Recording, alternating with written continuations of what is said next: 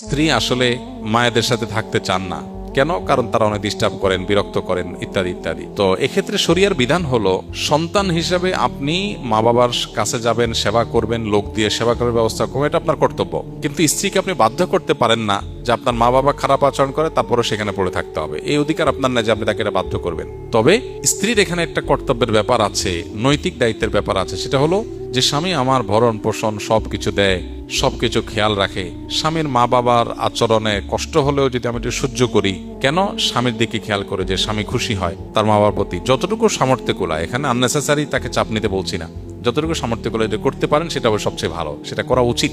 যদি তিনি কোনো কারণে এটা না করেন, তাহলে বাই ল, আইনগতভাবে কোনো স্বামী তার স্ত্রীকে এটা বলতে পারে না আমার মা বাবার কাছেই তোমাকে থাকতে হবে। বরং শরিয়ার দৃষ্টিভঙ্গি হলো, স্বামী যেখানে থাকবে স্ত্রী সেখানে থাকবে, তার সামর্থ্য যদি থাকে। তাহলে মা বাবার জন্য কাজের লোক দিয়ে আপনি যেমন ব্যবস্থা করবেন, আবার আপনিও ঘন ঘন যাবেন, শুধু কাজের লোক দিয়ে হবে না। আর নাতিপুতি দেখার তাদের শখ আছে, এটা তাদের হক, অতএব তাদের দেখার ব্যবস্থা করবেন, তাদেরকে আনবেন, নিজে যাবেন। একই সাথে স্ত্রীর প্রতি কোনো অবিচার যেন না হয়, সাধ্য অনুযায়ী মা বাবার সাথে বেয়াদবি না করে সেটাও লক্ষ্য রাখবেন।